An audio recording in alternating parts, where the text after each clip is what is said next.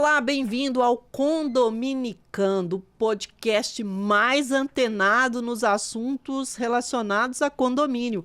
E hoje conosco uma convidada pra lá de especial, que vai falar sobre vários temas, mas principalmente com relação à violência doméstica nos condomínios. Eu estou falando com a Anabela Andrade, que ela é ativista socioambiental, defensora popular dos direitos das mulheres e promotora popular. Bem-vinda ao Condominicano. Vamos condominicar conosco sobre esse assunto que é polêmico. Não é um assunto gostoso, não é? Mas é um assunto necessário. Primeiro eu quero que você fale sobre você. Olá a todos e todas e todes. Sou a Anabela Andrade, sou ativista, trabalho na área de violência doméstica desde 1977. São muitos anos de experiência e na defesa das mulheres, das LGBTQIP+, né, já que eu milito nessa questão, e também na área das mulheres poderem exercitar o seu direito e a proteção contra as pessoas que são agressoras, né? Aí a violência doméstica tem, né, todo mundo que é dentro da família, que esteja na casa ou tenha saído, né? São essas pessoas que a gente precisa denunciar e proteger essas vítimas. Eu já começo, né, esclarecendo a questão sobre violência doméstica, porque hoje a gente ouve muito foco violência doméstica contra a mulher. Mas, na verdade, a violência doméstica, ela vai além da mulher. Explica pra gente isso aí. Bom, todas as pessoas da família, né, sejam crianças, idosos, as mulheres, os maridos, eles são do núcleo familiar, né? Até uma pessoa que é uma colaboradora, um colaborador, se ele for do convívio familiar, vai enquadrar dentro da violência doméstica, né? Que é essa lei Maria da Penha, que protege as pessoas que são vítimas de violência, de vários tipos de violência. Anabela, você também já foi síndica e atualmente é conselheira. Sou conselheira do meu prédio, né? Já fui síndica e nós fazemos um trabalho de empoderamento dessas pessoas. Quando elas chegam no condomínio, elas já recebem o regimento interno, com todas as questões que foram pacificadas durante as reuniões. E eu acho que para a gente ter paz social dentro do nosso condomínio, é importante quando chega um novo morador, uma nova moradora, que ela entenda como é o modus vivendi dentro daquele núcleo. E como é que tem muita questão, a violência doméstica mesmo, ou a violência contra a mulher, tem uma questão muito complicada que nem sempre a mulher, por mais que ela avançasse, né, nos direitos e essa proteção dela, é muito comum ela ficar com vergonha, ficar constrangida. Nessas situações, como é que o síndico deve agir? Numa violência silenciosa, digamos assim. O síndico sabe que existe essa violência, mas a mulher não se manifesta. Bem, dependendo do tipo de violência, né? Se for uma violência psicológica, nem sempre o síndico vai saber o que está se passando dentro daquele lar. Agora, se houver gritos, barulho de coisas quebrando, ele vai ter que tomar uma posição, né? Porque omissão também é crime. E outra, quando tem gritos, barulho, uma série de ações que acontecem durante o curso do crime da violência, não é só o síndico que ouve, né? Os moradores de cima, de baixo, do lado. Então, para ele ter essa segurança jurídica de poder denunciar, ele pode fazer no BO, né, quando chama a polícia, chamar os moradores para dizer, olha, realmente, fulana, segunda, terça e quarta, aconteceu isso, houve barulho, tal hora, por quê? A gente sabe que quando nós moramos em condomínio, é impossível a gente não ouvir quando tem gritos ou algum tipo de cachorro latindo, criança chorando, pessoa ouvindo música alta no apartamento, né? Que enquadra no artigo 42. Então, sempre a comunidade sabe e as pessoas comentam, né? Agora, é interessante essa questão aí, porque as pessoas, normalmente, elas não querem criar um problema, um desgaste com o vizinho, e aí ele fica esperando que o síndico tome essa iniciativa. Só que hoje a gente também tem a questão do síndico profissional, que nem sempre está no condomínio. Então, os moradores, o vizinho, ele tem uma responsabilidade ali com aquela questão, porque quando se trata de omissão, não é só o síndico. Como é que fica essa questão aí? Qual que é a orientação, a dica para essas pessoas saírem, né, do silêncio e agirem? Bem, eu atendi um caso ali aqui na própria Avenida Angélica, que eram estrangeiros que moravam em um apartamento e tinham 6 crianças. E a vizinha relatou ao síndico profissional que acabou chegando no nosso coletivo para resolver a questão. Eu acionei o conselho tutelar, os conselheiros foram lá com autorização e foi uma denúncia anônima. Na verdade, não foi uma denúncia anônima, a gente apenas não revelou quem havia feito a denúncia. Mas você pode ligar para o conselho tutelar ou mesmo ligar para o 180, para o Disque 100, fazer o relato que uma autoridade policial irá lá. É óbvio que demora mais. Agora, os números dos conselhos tutelares da polícia, da delegacia, do conselho comunitário, do CONSEG, estão ali. É só buscar dentro da rede social. Então, todo mundo deve proteger. Porque não é... Hoje está acontecendo na casa do meu vizinho. Amanhã pode acontecer na minha casa. Então, se não houver essa solidariedade da comunidade, as vítimas vão ficar sempre desprotegidas. Então, no meu entender, né, e não só no meu entender, mas é o que prevê a legislação, nós temos o dever de denunciar. Podemos denunciar anonimamente para evitar esse tipo de constrangimento. Agora, é interessante o que a senhora disse aí, é a questão dos números, né? Dos números de apoio, da rede de apoio e dos números de atendimento rápido. Porque na hora as pessoas podem esquecer e até procurar na rede social. Então, é uma dica também, gente, para os síndicos manterem esses informativos sempre, esses números da rede de apoio. Agora, uma outra pergunta é, diante de... A senhora mesmo viveu uma situação de ver uma violência, uma agressão num condomínio vizinho e tomou iniciativa. Quer dizer, os moradores daquela situação, eles foram omissos. E como é que é o ingresso das autoridades ou nos condomínios? O porteiro, ele tem que barrar, ou tem que avisar o síndico, ou esse socorro tem que ser imediato? Como é que funciona? Bom, nesse dia, era de madrugada, eu ouvi os gritos, desci, fui até a portaria do prédio, falei com o porteiro, falei, olha, está acontecendo um crime, essa mulher está pedindo socorro, eu chamei a polícia, eu chamei o 190, né? Chamei a polícia militar, eles foram super prontos e chamamos o síndico desceu e a polícia militar foi até o apartamento.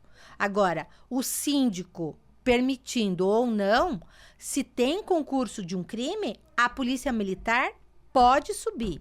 Não precisa da autorização do síndico, porque existe uma lei infra, que em qualquer concurso de crime, a polícia pode ingressar no local onde está acontecendo o fato. Isso vale não só para a violência contra a mulher, mas com relação a qualquer tipo de violência, né? Pessoas vulneráveis, idosos, crianças. Até animais, né? É interessante essa questão também dos animais que são vítimas também e muitas vezes por falta de informação ou de conhecimento acaba ficando para lá, né? Terminando em pizza. Eu atendi um caso que houve a separação do casal e ele deixava o cachorro na varanda, tomando sol, chuva, sem água e sem comida.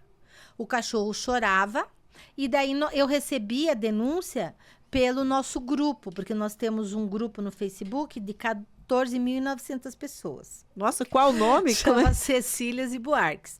Eu recebi a denúncia, vi a foto. Perguntei para a menina pelo inbox aonde era o prédio. Aí ela me passou o endereço e eu fui até lá. Fui, chamei o síndico, mostrei a foto. Falei, olha, o senhor toma uma atitude.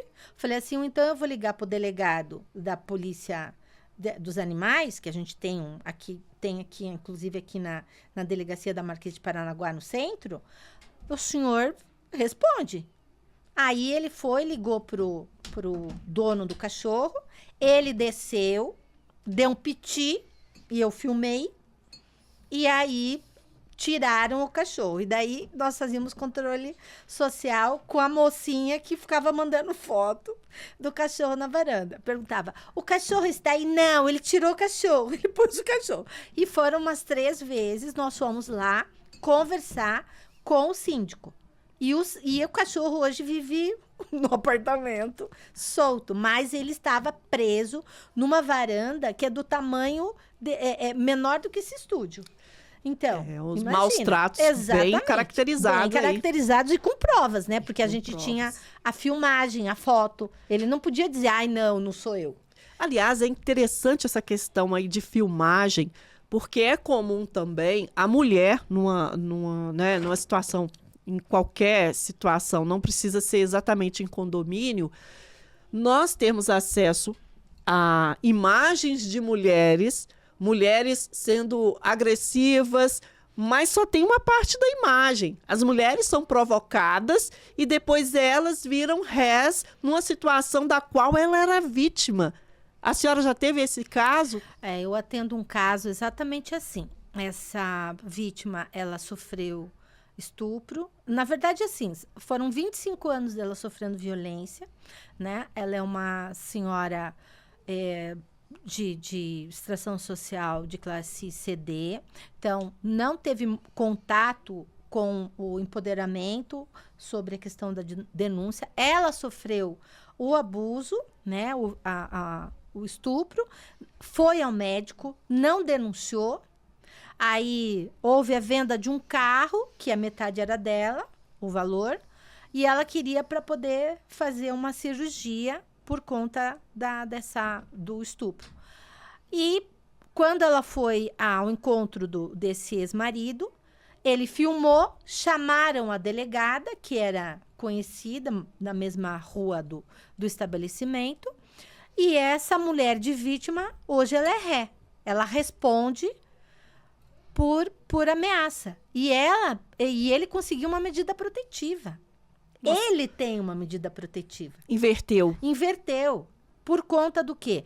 Quando ela sofreu estupro, ela deveria ter feito a denúncia, ou então ido nessa médica e dito, olha, aconteceu isso porque eu sofri estupro. Não, ela não falou nada, por vergonha, porque é muito difícil para uma mulher, não é? Numa sociedade machista, né, que tem todo esse machismo estrutural, chegar uma pessoa que ela nunca viu na frente e falar, eu sou vítima de violência. Mas se nós não denunciarmos, pode ter essa reversão de vítima e a ré. A senhora falou na questão de classes sociais com menos acesso à informação.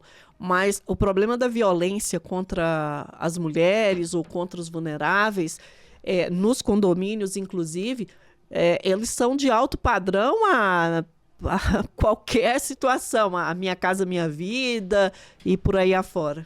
Realmente, muitas mulheres de classe AB, elas não denunciam por conta do status quo, né? E também é muito difícil para uma mulher, porque muitas vezes elas se casam, elas abdicam da profissão por conta da maternidade, né? Elas saem do mercado de trabalho e aí elas são totalmente dependentes do genitor, do provedor.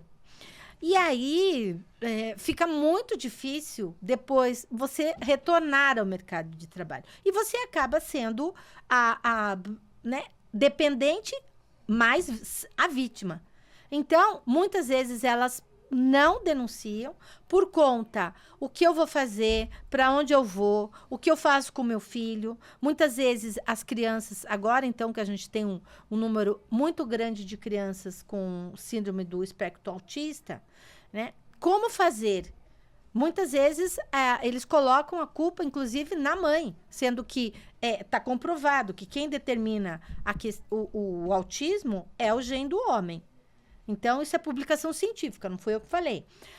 E também, então, isso é uma coisa que a mulher acaba desistindo de fazer a denúncia por conta desses fatores, né? Dessa vulnerabilidade socioeconômica, sendo que ela está sofrendo todos os tipos de violência. A patrimonial, a socioeconômica, a psicológica, muitas vezes violência química, porque eles batizam a água para deixar a mulher quieta. Então, realmente,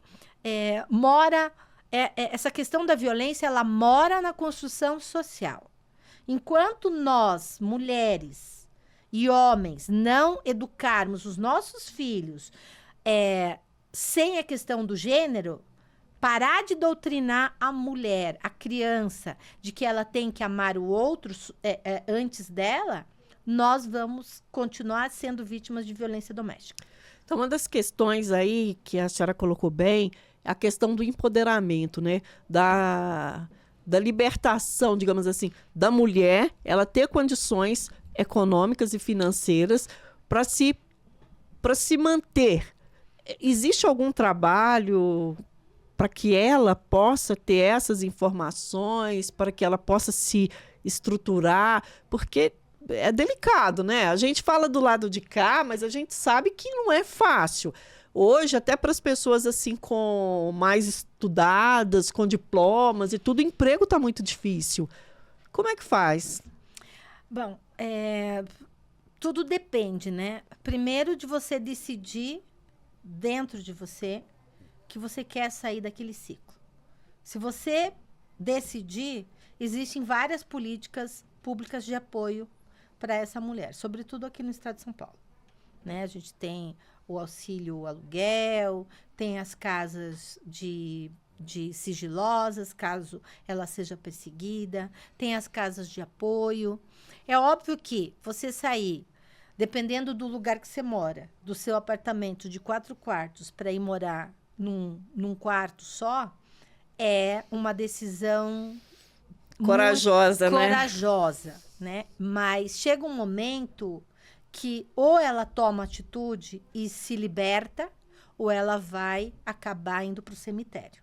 Inclusive, geralmente, o fim, infelizmente, as mulheres, elas não acreditam e dão a segunda chance, e mais segunda chance, e retiram a medida protetiva, né?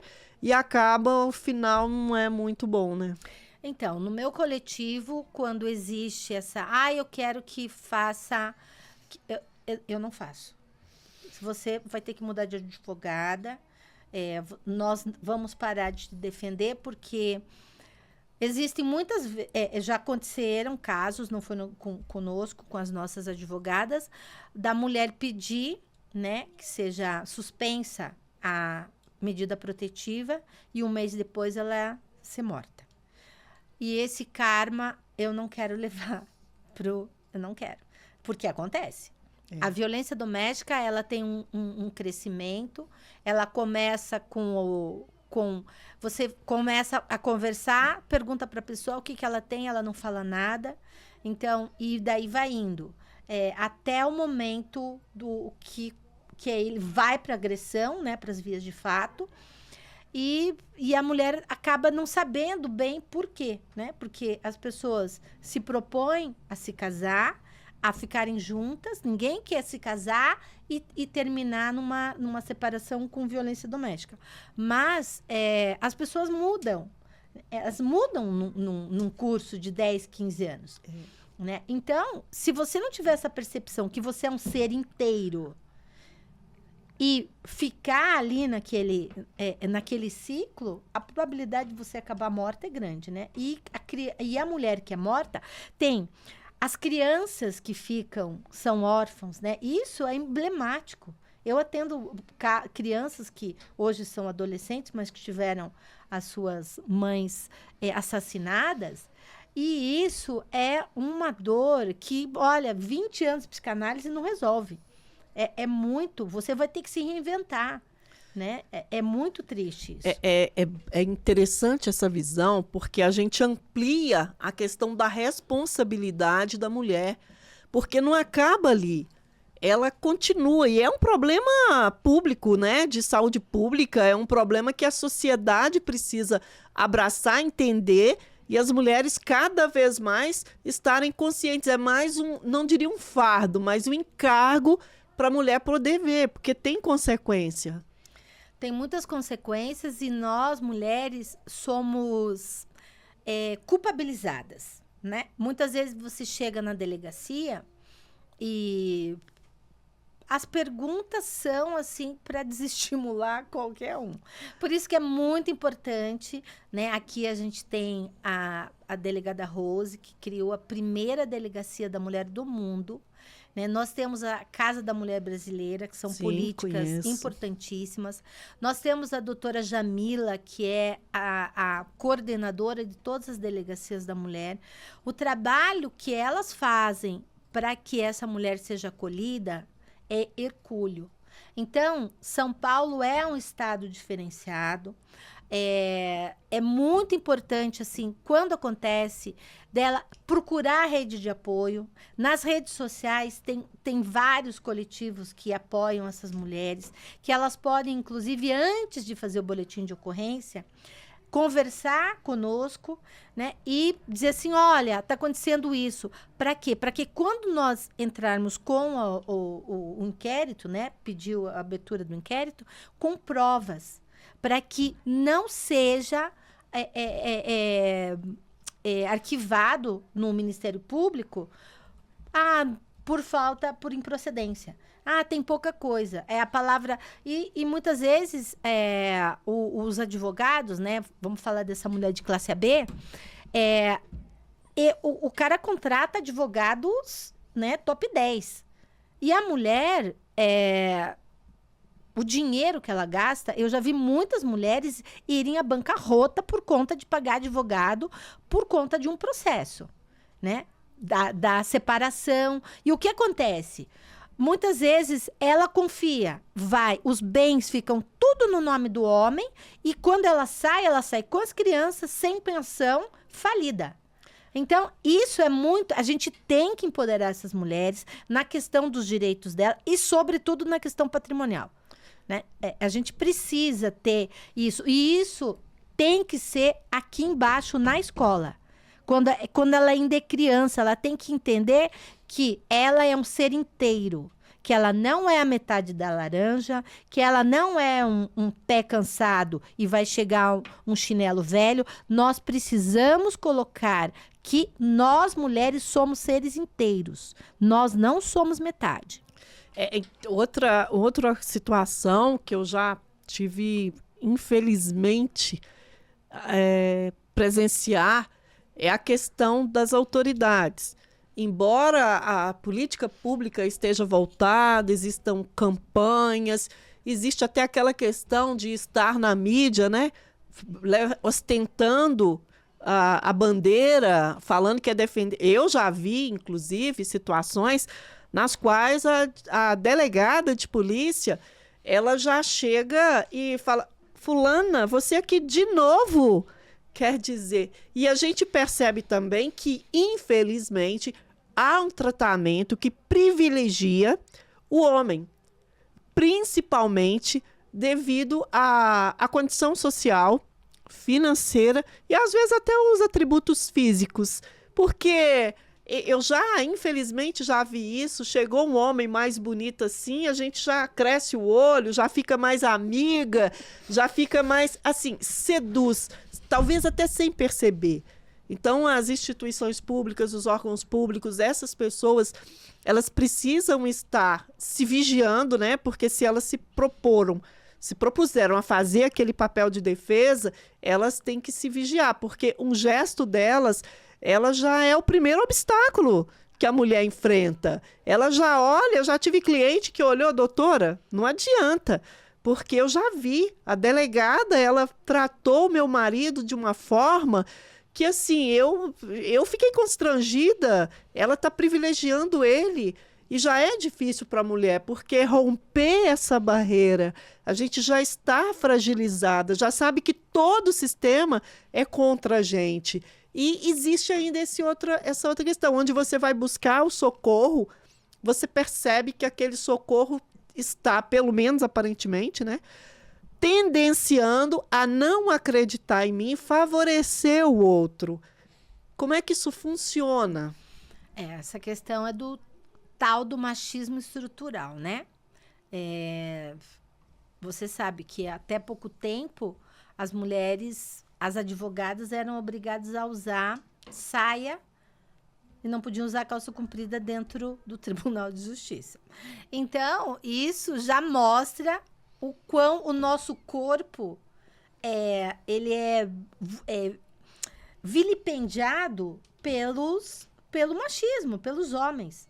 Se você for no Tribunal de Justiça, nunca nós tivemos uma mulher presidente do Tribunal de Justiça de São Paulo. São todos homens, brancos, cis, hétero. Então, imagina isso dentro de uma delegacia com esse machismo estrutural, sempre desqualificando a voz feminina. Quando nós chegamos lá, não, mas não foi bem assim, né? Mas foi só um tapinha, será? Mas você estava usando o quê? Você estava usando uma saia curta? Por isso que ele te estuprou, né? Sendo que a gente sabe que o estupro, ele estupra por uma questão dele perceber a oportunidade, né? Falando não disso só da violência, mas das mulheres, como aconteceu aqui na Rua da Consolação. A menina foi no bar, bebeu, estava descendo ali perto do cemitério da Consolação e sofreu estupro. Por quê? Porque ela estava olhando no celular. Talvez se ela tivesse mais atenta, olhando para os lados, talvez ela não tivesse sofrido estupro, por uma questão de oportunidade. Então, nós mulheres, nós temos lugar para andar, a gente precisa estar sempre atenta, a gente tem horário, né? É muito... Se a mulher ela não está atenta à sua condição durante o horário, a probabilidade dela sofrer algum tipo de violência, tanto no meio urbano quanto dentro de casa, é grande. Então, é muito importante que quando a gente conhece alguém, tem coisas que são inegociáveis. E isso tem que ficar muito claro no início do relacionamento. Eu não posso começar a namorar uma pessoa, ele começa a fazer coisas que eu detesto e eu faço a bonita. Fico quieta, eu não vou falar porque eu quero ser amada. Então, ou a gente toma uma posição durante o início do relacionamento, durante o namoro, isso é inegociável. Ou então, mais lá pra frente, nós vamos ser vítimas de violência econômica, né? Em muitos casos que eu atendo, a mulher, ela tem a tal da conta conjunta. Ela dá, sei lá, 5 mil. O cara dá 5 mil. Quanto você ganha? Ele pergunta pra ela. Eu 5 mil. Quanto você ganha? Ele, eu também ganho. Mentira, ele ganha mais. Só que ele só entra com aquilo. Ele está, desviando o patrimônio. E isso não... Olha, tem pesquisas acadêmicas sobre essa questão da ocultação do patrimônio. Muitos deles, a maioria não fala quanto ganha. Quando você ganha 5, eu também ganho 5. Aqui, cara pálida. Mentira. Então, são coisas que a gente tem que... Não precisa ter conta conjunta. Vamos pegar qual é a despesa da casa. Ah, tá. É 4 mil reais? Beleza. Tá aqui os meus 2, tá aqui os seus 2. Tá? Então, não abram brecha. Porque você não sabe com quem você está casada. Eu atendo vários casos de homens narcisistas. Eu tenho 2 casos emblemáticos. 2 médicas, uma sofreu 10 milhões de prejuízo, tá?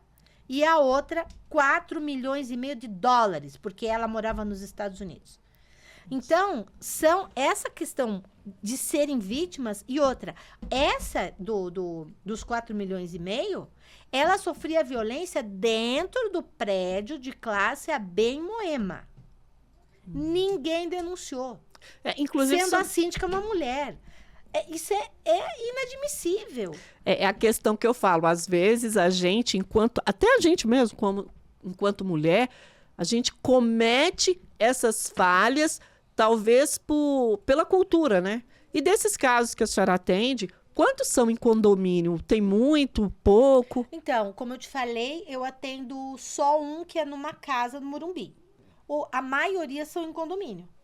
E aí, quando eu atendo no condomínio, eu marco uma conversa com o síndico, eu mando um e-mail para ele, explicando.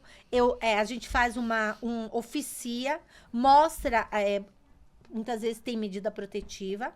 O cara não pode chegar, porque se ele chegar na porta, o porteiro tem que chamar a polícia, porque é uma violação da medida protetiva. É interessante essa questão aí, porque trata-se de um direito de propriedade também. Ele chega e alega, eu também moro, eu sou dono da casa, então eu tenho direito.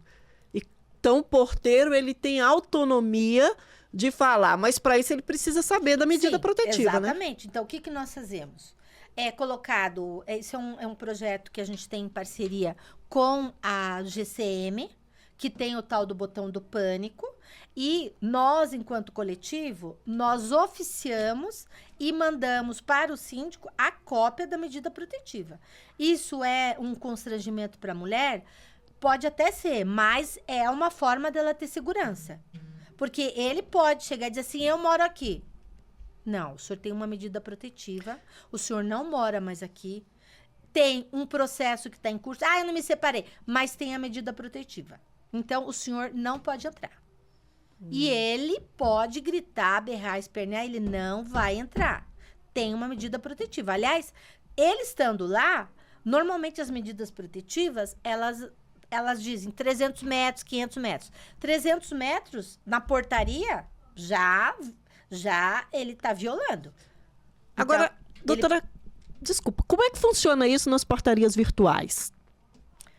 Então, nas portarias virtuais, ele tem a questão, ele tem que ser tirado.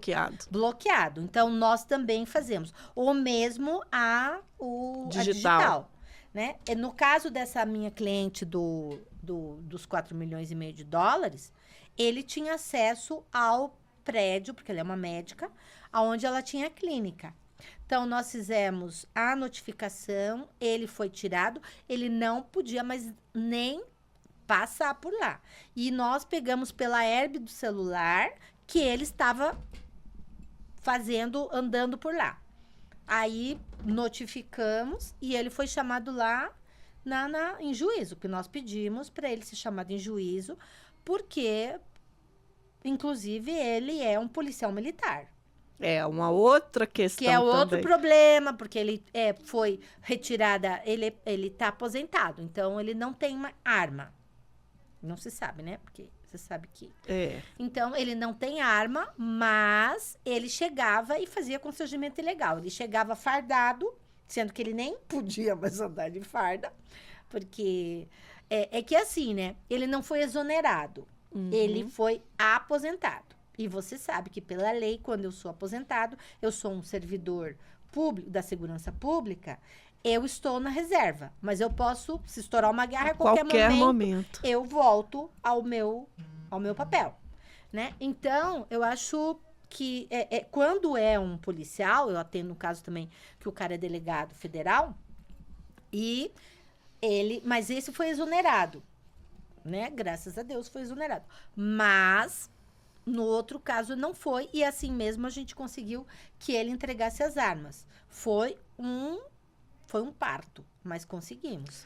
Olha, a gente está falando de São Paulo, que é um estado, uma cidade, né? Uma cidade assim, ela é referência. Então, tudo acontece por aqui e reflete nas outras cidades, nos outros estados, nos outros municípios. Agora, o que me deixa, às vezes, chateada é o fato de municípios, até maiores, digamos, mas não contarem com esse trabalho, ou com o coletivo, ou que onde há restrição maior das mulheres. Porque a gente percebe, eu já fui conselheira municipal dos direitos da mulher, e a gente percebe que nem tudo que está no papel funciona. Às vezes a casa de apoio, ela não está aberta. A gente fala que tem delegacia 24 horas, não tem delegacia 24 horas. A gente fala que a mulher vai ser atendida, mas diante de um caso real, eu mesmo, enquanto conselheira, quando conselheira, eu não sabia o que fazer. Porque a mulher liga, olha, eu estou sendo vítima de uma violência, liguei para a polícia, embora a Polícia Militar tenha feito um trabalho bem bacana, né, com a patrulha doméstica, né, de violência doméstica.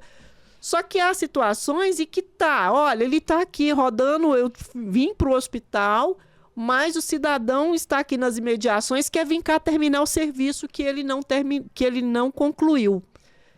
E aí?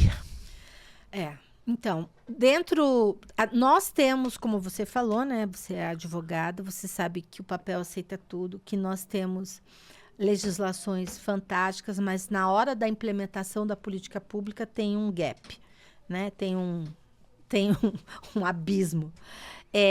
Aí eu penso, aqui nós temos um movimento social de mulheres que é muito aguerrido.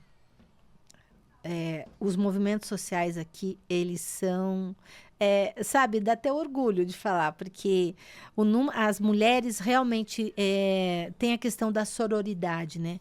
Nós nos unimos realmente para proteger as outras mulheres. Eu acho que, mas isso a gente aprende onde? A gente aprende com as nossas mães, sabe? Essa questão de você dar a mão para o outro, para a outra.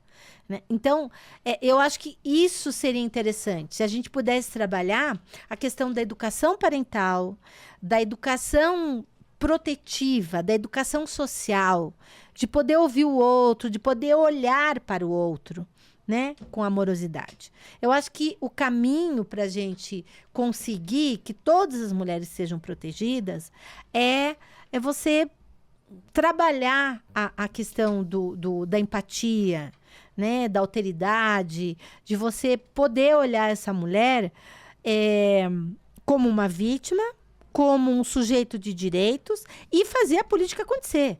Porque se está no Código Penal, são leis de proteção, esteja ela na Constituição Federal ou nos outros institutos, nós, enquanto sociedade civil, a gente tem que lutar pelos nossos direitos. Aqui em São Paulo, a gente luta muito, né? Tá certo, temos o Conselho da Condição Feminina, né, que é capitaneado pela delegada Rose, mas tantas outras mulheres que defendem outras mulheres.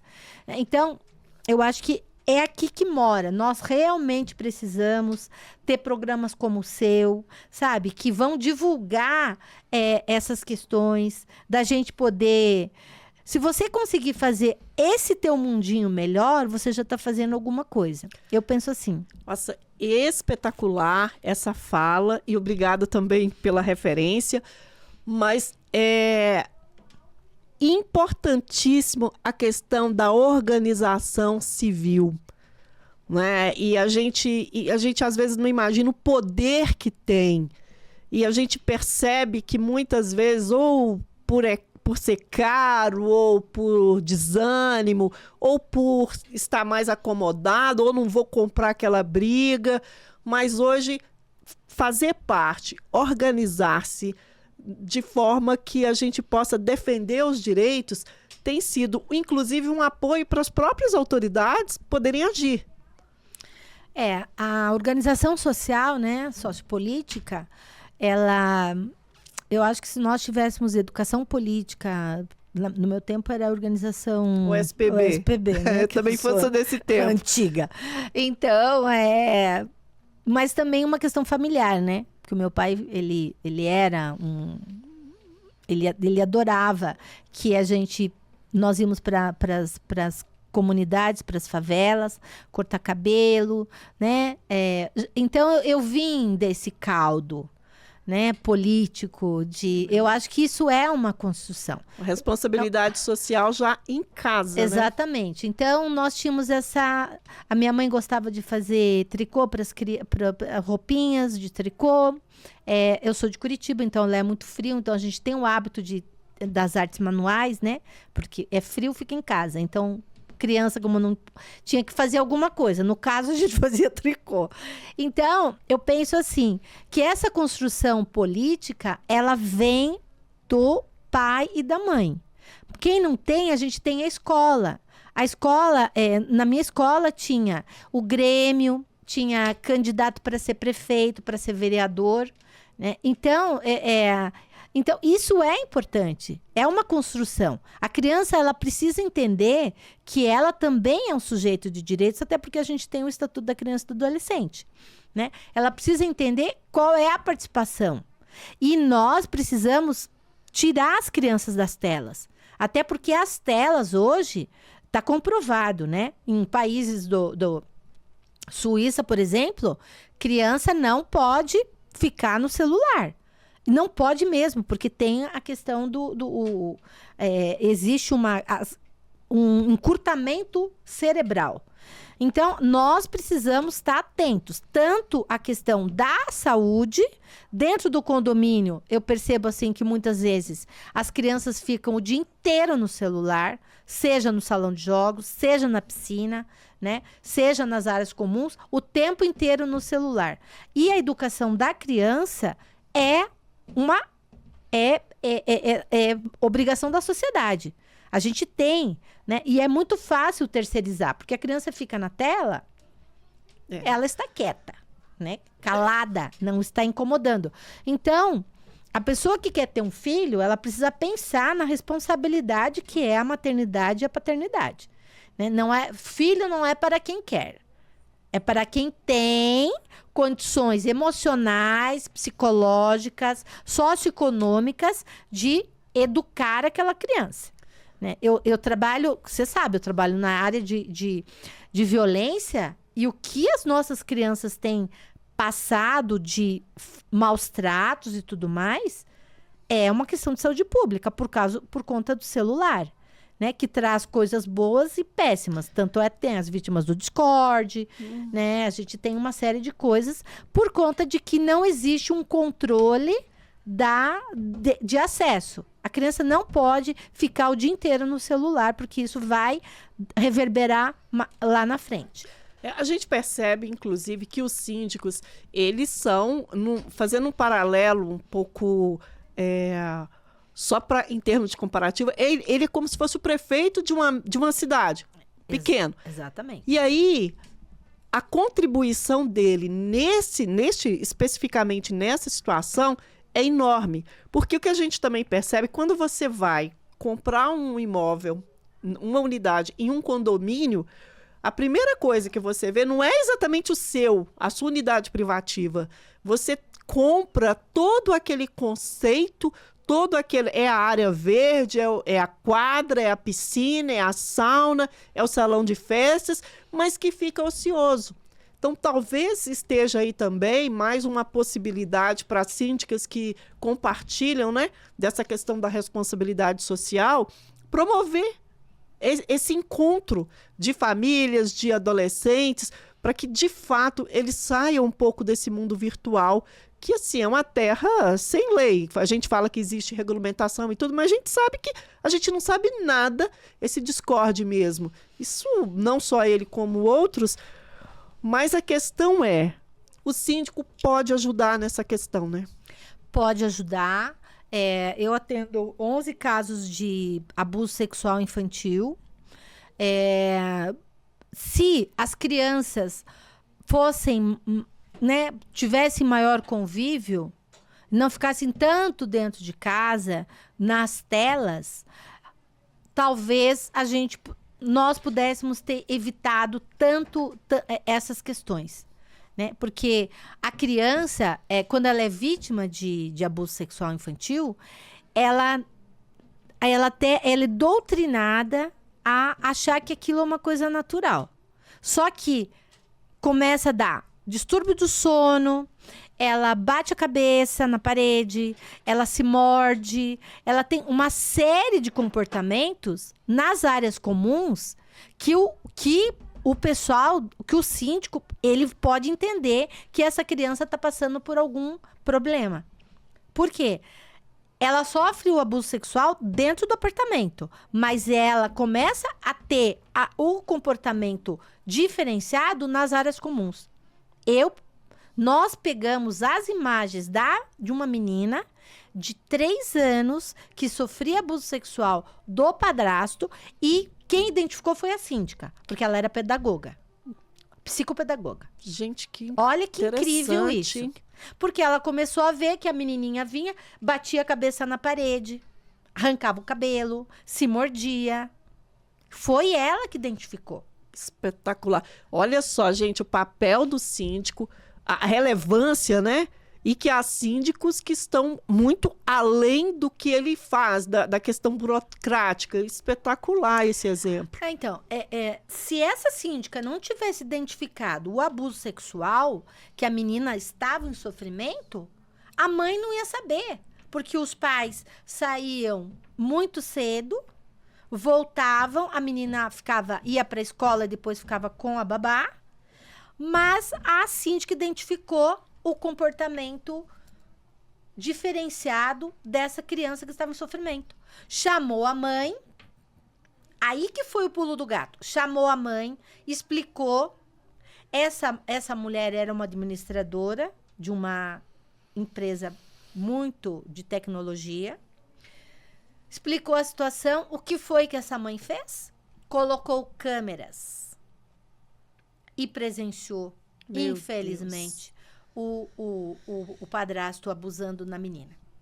Porque ela dormia, ela tinha sono pesado, ele saía do quarto e ia abusar da criança. Que isso. E ela colocou as câmeras, tudo por conta dessa síndica, dessa santa síndica. Parabéns para essa síndica e que outras, né, sigam esse exemplo. Exatamente. Então, a gente precisa, né, os síndicos, as síndicas, os conselheiros, as conselheiras, a gente precisa, sabe, perceber o mundo que nós estamos. Não dá para fechar os olhos, né? Sobretudo com as crianças, com as mulheres, com os idosos, né? Porque muitas vezes a gente vê uma pessoa que é idosa sendo maltratada e destratada no elevador pelas imagens e ninguém fala nada. Então, o cargo síndico, ele vai além daquela questão de ficar vendo a parte de contas, né? Tem que trocar a caixa, tem que lavar, né? Fazer essas questões. A incumbência dele é muito maior. Por falar em incumbência muito maior, a senhora é um exemplo de pessoa que tem várias responsabilidades e contribuições. Me conta um pouquinho sobre o coletivo, sobre esses trabalhos aí, por exemplo, com a delegada Rose e outras. Um pouquinho agora da Anabelle Andrade, nessas causas sociais. Bem, eu infelizmente fui vítima de violência quando eu era criança, né? Dos 5 aos 13 anos. Então, eu tenho um lugar de fala. Quando eu atendo um caso, eu consigo perceber nas entrelinhas as coisas que estão acontecendo. A minha militância é apoiando essas mulheres, né, essas vítimas, e trazendo, nós temos um projeto chamado Qual é Seu Sonho? Então, dentro desse sonho, a gente vai resgatar e ressignificar essa dor dessa mulher.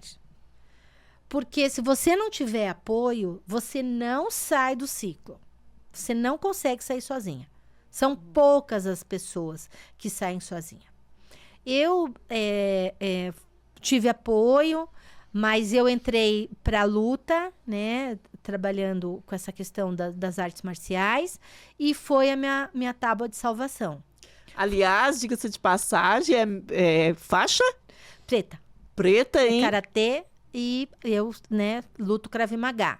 Então, também porque eu frequento as delegacias, eu tenho contato com homens agressores, e eu preciso ter condição física de segurar qualquer situação que fuja do controle, né? Porque pode acontecer.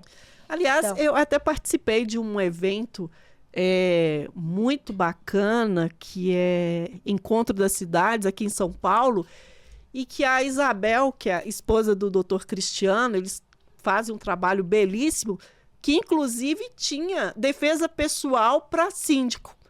E agora a participação e a experiência da senhora, inclusive, já usou essa defesa pessoal para defender uma cliente. exatamente, é porque às vezes acontece, né? A gente está dentro do plantão da delegacia e o agressor vem para tentar terminar ou então bater realmente, para mostrar que ele tem esse poder sobre aquele corpo. Então, mas dentro desse projeto Qual é Seu Sonho, uma das coisas é levar essa mulher para alguma atividade física. Né? Porque as endorfinas, você só sai de um ciclo de violência a partir do momento que você se reinventar.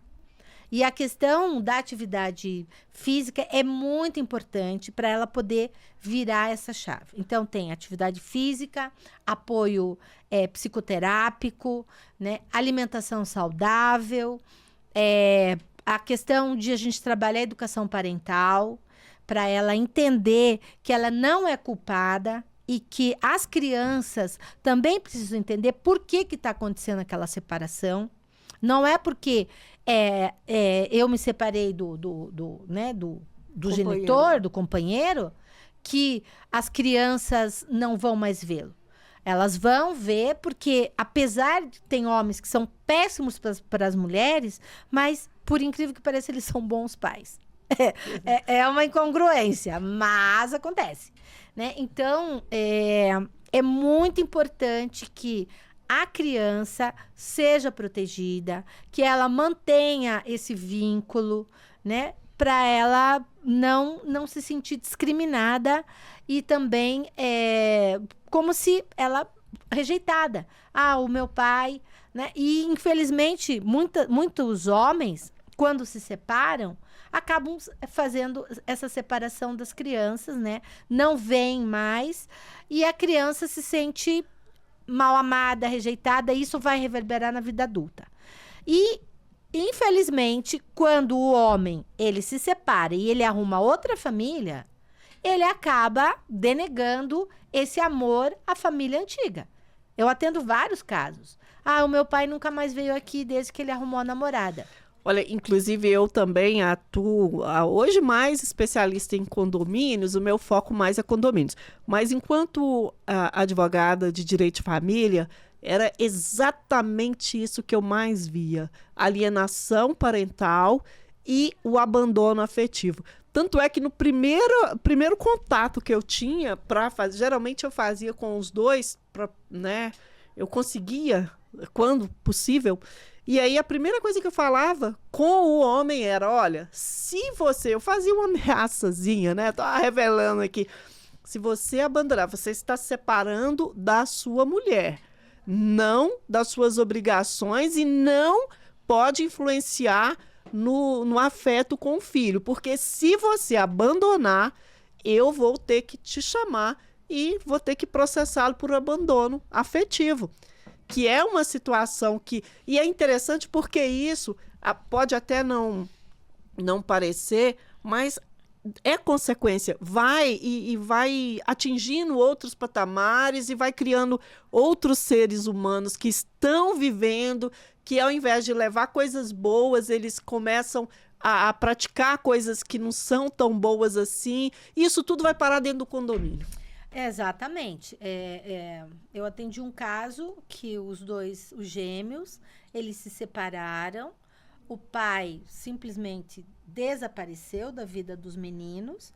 E um dos meninos, ele começou a bater no cachorro de todo mundo, quebrava as coisas no condomínio. Como eles eram gêmeos idênticos, Nossa. o que ele fazia? Ruth e Raquel. Ele era ruim e colocava a culpa no outro que não estava fazendo nada. Se vestia igual o outro. Então, Eles têm uma inteligência fascinante, né? Infelizmente, o menino, ele era um sociopatinha, sabe? Pequeno, mas era um sociopata. Um cão demônio, coitado. Exatamente. Tudo dentro Vítima, do condomínio. né? E ele era vítima, Ele inclusive. era vítima dessa separação. Nossa. Porque ele era muito vinculado ao pai. Inclusive, o pai jogava tênis, o menino também. Ele parou de levar o menino para o clube. Então, a separação, para esse que era praticante de esporte e tudo mais, foi, sim, desagregou a personalidade da criança. Para que ele começasse a praticar pequenos crimes. E você, enquanto advogado, você sabe que existe né? Por enquanto eu quebro a janela, eu vou lá, quebro o elevador, bato no cachorro, daqui a pouco eu tô pegando uma faca e, né? Nossa. Então, é muito importante essa questão. Nos separamos? Infelizmente não deu certo, né? E hoje, se você for ver as outras famílias, dificilmente você vai encontrar alguém que tenha um casamento longevo. É sempre, né? 10 anos, separa, casa com outra, faz outra família. Eu atendo um caso emblemático. Ele tem 7 mulheres e 12 filhos. Meu Deus. Ainda bem que ele é rico, porque ele paga pensão para todo mundo. Pelo menos no dinheiro, na questão. Não, até porque seria preso, né? Então, é muita... E é impressionante como ele se desapega dessas mulheres, né? Fica assim, a média de casamento dele é 5, 6 anos. Daí depois, acho que ele enjoa e casa com outra. Então, e é um absurdo isso, né? Só não percebe que essa atitude desencadeia em várias outras, né? Exatamente. E eu fiz todos os divórcios dele. Nossa. Né? Então, o meu coletivo, a gente fez todos os divórcios. Fala um pouquinho sobre esse coletivo. Qual é o nome mesmo? O nosso coletivo se chama O Direito Achado na Rua. Ah, né? Verdade. Inclusive, eu conheço. É espetacular. Que é uma corrente, né? De que todo mundo tem acesso à justiça. Isso porque se chama o direito achado na rua. Porque todo ser humano, ele tem que ter acesso à justiça, aos seus direitos. Não pode ter seus direitos vilipendiados. Ele tem que ser legitimado. Então, isso é uma forma... Então, por isso que dentro do nosso projeto, que é aqui na Santa Cecília, nós atendemos pessoas que são vítimas de violência, sejam elas mulheres ou homens, mas o foco é a violência. A questão do abuso sexual infantil, né? E os direitos de paz dentro de um condomínio. Porque você sabe, você é síndica. É o barulho, é o latido, é gente que aperta todos os botões do elevador. Isso é um problema de gente que deixa, às vezes, a torneira aberta, porque não tem um olhar, né, coletivo. Então, realmente, ser síndico não é para qualquer um. Ser síndico e síndica é uma profissão para os fortes. Que você tem que ter muita resiliência, tem que ter um conhecimento geral sobre uma série de coisas, né? Porque você não está enfrentando só a questão socioeconômica do prédio, né? Tem outras coisas que você tem que conhecer para poder ter paz naquele espaço. Agora, outra coisa, hoje também, para você morar em condomínio, não é para qualquer um. Porque você tem que abrir mão de do que você acha, alguns direitos, né? Em função do ambiente. Então, tem muita gente, inclusive eu percebo, e é uma forma, né? Hoje não tem mais como fazer com a verticalização das cidades e também dos programas sociais. Às vezes você pega pessoas de várias outras regiões, concentra em uma habitação popular, né? Cria aquele condomínio onde as pessoas talvez não estejam preparadas para morar em condomínio. Então é uma questão complicada porque traz culturas diferentes, visões diferentes, você coloca tudo aquilo ali junto e que existe uma lei ainda acima daquilo ali, que é a lei condominial, e que acaba que mistura e vira uma confusão. Então, é um caldeirão. Eu dei uma palestra num condomínio que é lá no centro, né? Sobre o projeto, que a gente tem um projeto chamado Transformando Sucata em Cidadania, aonde nós tem a questão da coleta seletiva, do óleo que não pode ser versado no esgoto, porque vai acabar com a coluna, né? Então, imagina, o óleo, se você versar no esgoto, vai dar custo para a pessoa que está fazendo isso. Então, e a educação social. E lá nós tínhamos, além de pessoas de classe, de várias classes, nós tínhamos estrangeiros. Nossa. Que tem muçulmanos, que tem a questão né? Outra cultura, a pessoa tá de xirra, daí chamavam ela de mulher bomba. Então, você imagina trabalhar com isso. E foi um trabalho assim, eu fiquei 5 anos fazendo projeto com eles. Desde o início até há pouco tempo atrás. Agora já está tudo pacificado. Mas imagina, não é porque tem um regimento interno que a pessoa vai cumprir. Porque a cultura dela é diferente.